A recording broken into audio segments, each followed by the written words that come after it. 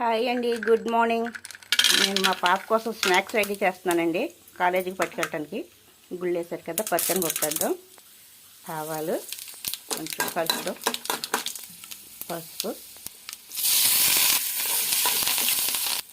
చూడండి ఇవి బొబ్బర్లు అండి, ఉడకబెట్టాను.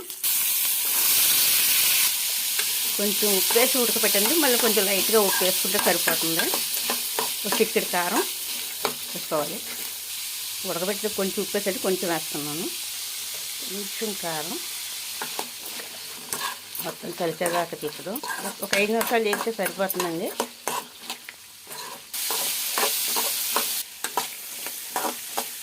అయిపోయిందండి, ఎగిపోయాను, దగ్గరికి వచ్చేసింది.